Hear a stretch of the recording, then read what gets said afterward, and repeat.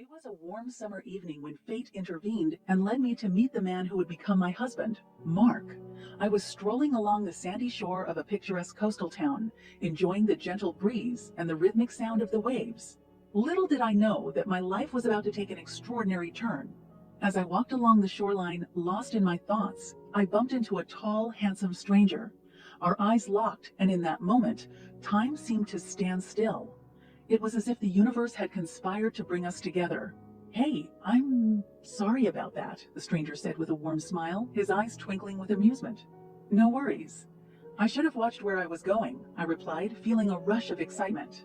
We struck up a conversation that flowed effortlessly, as if we had known each other for years. His name was Mark, and he had a charming charisma that instantly captivated me. We spent the entire evening walking along the beach, talking about our dreams, passions, and everything in between. Days turned into weeks, and our connection grew stronger with each passing moment. Mark shared his dreams of building a successful career, while I spoke of my aspirations as a writer. We discovered a shared love for adventure, travel, and a desire to create a beautiful life together. Before long, we decided to take the leap and commit to a lifetime of love and companionship. Our wedding day was nothing short of a fairy tale. Surrounded by friends and family, we exchanged vows, promising to support and cherish each other through thick and thin. As we settled into our new life, Mark's ambition and dedication to his career became evident. He worked tirelessly, often bringing his work home with him. But despite the demands of his job, he always made an effort to prioritize our time together. "Emma, you are my anchor," he would say, his eyes filled with love. "No matter what happens, you are my constant source of strength and inspiration." And for a while, life was truly perfect. We purchased a beautiful house, nested in a charming neighborhood, where we envisioned raising a family one day. Our careers flourished, and we reveled in the joy of newfound financial stability. The idyllic days of our perfect beginning slowly started to fade, replaced by a growing sense of unease and uncertainty. At first, the changes in Mark's behavior were subtle. He began coming home late, offering explanations that seemed reasonable enough. "Sorry, Emma," he would say with a tired smile. "Work has been incredibly demanding lately, but it'll get better, I promise." I reassured myself that it was just a phase, believing that the stress of his career was taking its toll. I longed for the days when he would walk through the door with a wide grin, ready to share stories of his day. But as the days turned into weeks, the cracks in our relationship began to deepen. Mark's once charming personality started to erode, replaced by irritability and impatience. He became easily agitated over trivial matters, snapping at me without cause. One evening, as I set the dinner table, I accidentally knocked over a glass of water. The shattering sound echoed through the room, and I braced myself for Mark's reaction. "What's wrong with you, Emma? Can't you do anything right?" He lashed out, his words laced with anger. Stunned and hurt, I tried to explain that it was an accident, but my voice trembled with a mixture of fear and sadness. The atmosphere in our once loving home had become tense and strained, leaving me bewildered and desperate for answers. As the weeks passed, I found myself walking on eggshells, afraid of setting off Mark's volatile temper. His moods oscillated between distant silence and explosive outbursts, leaving me constantly on edge. In the midst of this emotional turmoil, I sought solace in the company of my closest friends. One evening over a cup of coffee, I confided in my best friend, Sarah. "Emma, this isn't healthy," Sarah said, concern etched across her face. "You deserve better than this. Have you talked to Mark about his behavior?" Tears welled up in my eyes as I recounted the instances of Mark's outbursts. Sarah listened attentively, her supportive presence giving me the courage to confront the mounting problems in my marriage. "You need to communicate your feelings to Mark," she advised gently. "A strong relationship is built on trust, openness, and understanding. If he truly loves you, he'll be willing to work through this." With Sarah's words echoing in my mind, I mustered the courage to have an honest conversation with Mark. Little did I know that this conversation would be a turning point, revealing the true depths of our relationship's deterioration. As days turned into weeks, Mark's behavior continued its downward spiral, plunging our once loving home into a darkness I never could have imagined. The irritability that once punctuated his words transformed into something far more sinister: harassment and abuse. It began with cutting remarks and belittling comments that chipped away at my self-worth.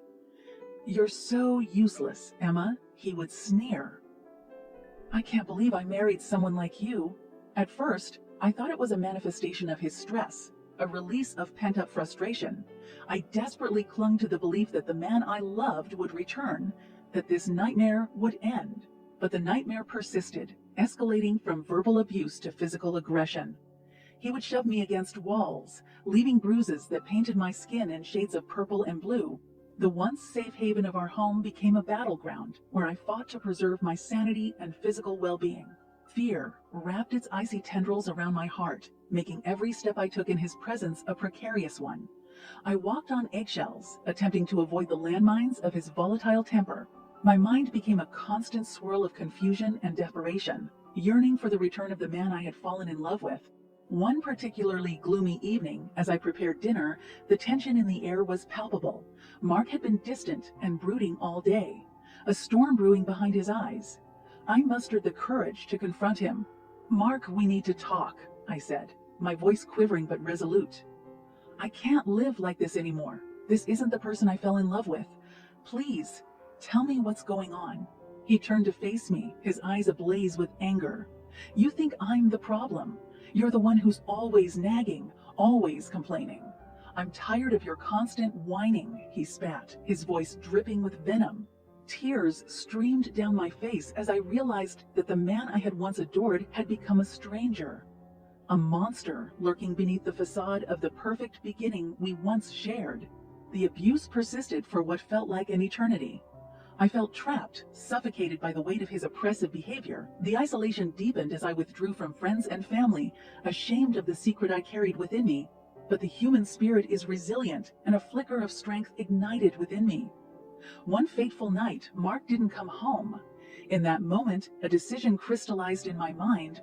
I had had enough. With trembling hands, I packed my belongings, leaving behind the remnants of a shattered dream. As I closed the door behind me, a mix of fear and liberation coursed through my veins. It was the first step towards reclaiming my life, a life that had been overshadowed by fear and abuse. As I settled into my small rented apartment, the weight of the past slowly began to lift. The emptiness of the space felt both daunting and liberating, for it represented a blank canvas on which I could rebuild my life. With each passing day, I discovered a newfound sense of independence.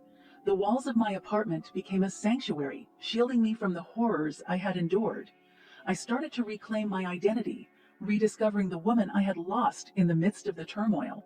Gone were the days of walking on eggshells, of fearing the unpredictable shifts in Mark's temperament.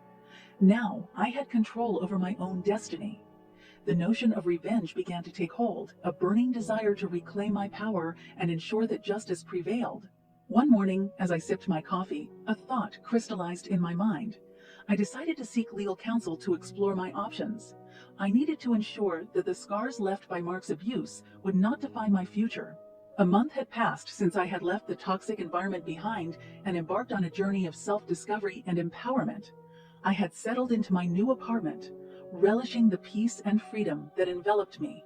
But amidst the newfound serenity, a lingering desire for justice remained. One ordinary evening, as I sat engrossed in a book, the shrill ring of the phone startled me. I hesitated for a moment, contemplating whether to answer, but curiosity got the better of me. "Hello," I said tentatively, not recognizing the number on the caller ID. "Where are you?" Mark's voice pierced through the receiver, his tone a mixture of anger and confusion. A jolt of adrenaline surged through me, realizing that he had finally noticed my absence. A faint smile tugged at the corners of my lips as I seized the opportunity to assert my newfound strength. "Haven't you noticed?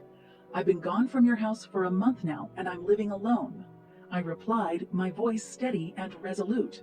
Silence hung in the air, the weight of my words sinking into the depths of Mark's consciousness.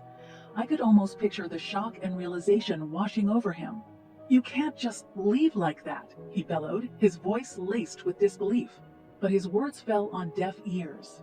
I had escaped the clutches of his abuse, and no amount of his anger could dampen my spirit. I had found the courage to take back control of my life, and I was determined to hold on to it tightly. A pause followed, as Mark struggled to comprehend the irreversible change that had occurred. His arrogance had been stripped away, leaving him exposed and vulnerable. In a moment of desperation, he finally confessed, "I've run out of all my money.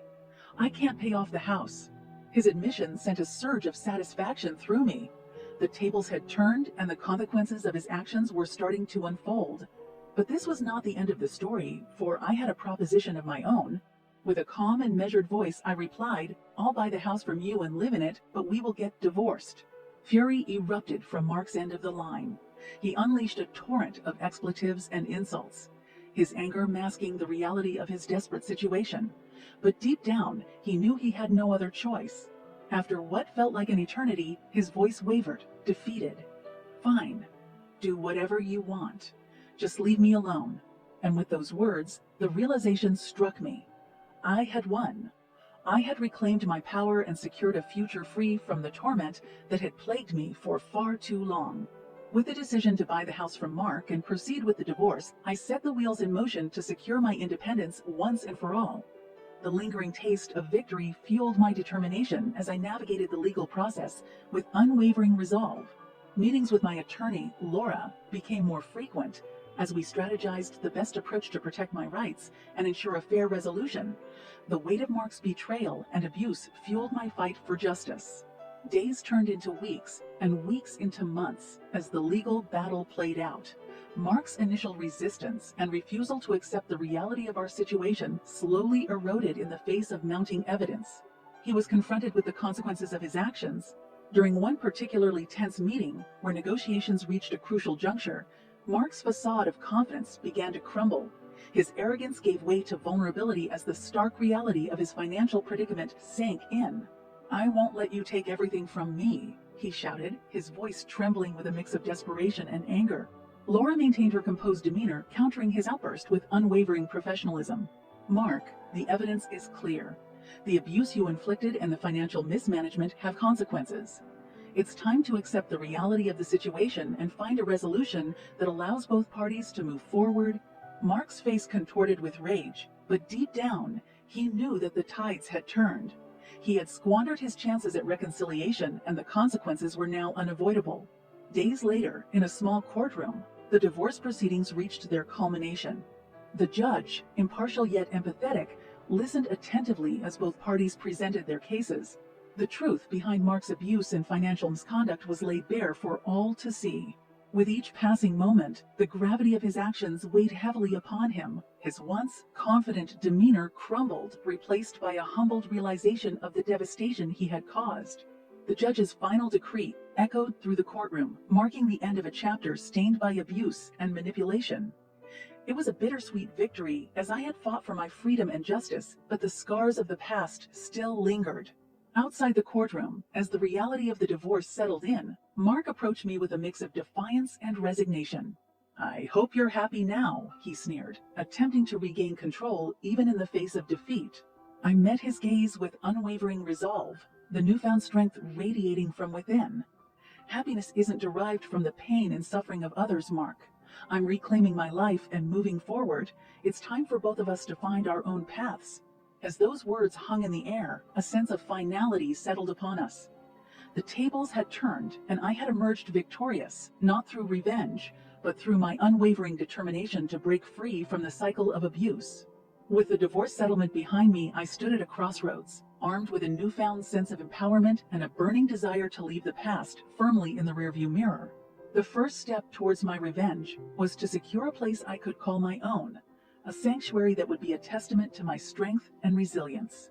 I delved into the real estate market, determined to find the perfect apartment that would become my haven of independence. After countless viewings and meticulous considerations, I finally found the ideal space. A beautiful apartment that exuded the promise of a brighter future. The moment I signed the lease, I felt a surge of satisfaction.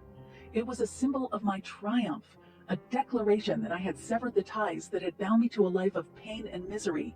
The apartment became a blank canvas on which I would paint my new beginning. But there was still unfinished business to attend to. The house that had once been a symbol of our shared dreams, now a painful reminder of the abuse I had endured. It was time to ensure that the tables turned completely, that Mark would face the consequences of his actions. I reached out to Laura, my unwavering ally throughout the legal battles, to discuss my plan. Together, we devised a strategy to buy the house from Mark, using the financial settlement as a means to take full ownership and sever any remaining ties. Days turned into weeks as negotiations unfolded. Mark's desperation was palpable as he struggled to accept the reality of his financial downfall, but this time I held the upper hand. One fateful day, as we met to finalize the transfer of the house, emotions ran high. Mark's face contorted with anger and resentment, his pride wounded by the loss of what was once his home. "You can't do this, Emma. This is my house," he shouted, his voice filled with frustration. I looked him squarely in the eyes, the fire of determination burning brightly within me. "Mark, this house is no longer yours. It's time for you to face the consequences of your actions. I will buy it, and you will have no claim to it. It's time for both of us to move on." With each word, the realization sank deeper into Mark's consciousness. The control he had once wielded over me had dissipated entirely. The tables had turned, and he was left to confront the ruins of his own making. As I signed the paperwork, the house became a symbol of my triumph. It was no longer a place of pain, but a testament to my resilience and the strength I had found within myself. Mark, on the other hand, was left with the bitter taste of defeat. With the house firmly in my possession, I stood at the threshold, ready to step into a future free from his shadow. With a deep breath, I turned the key and crossed the threshold of my new home, leaving behind the remnants of the past. "Goodbye, Mark," I whispered to the empty house. "You no longer hold power over me."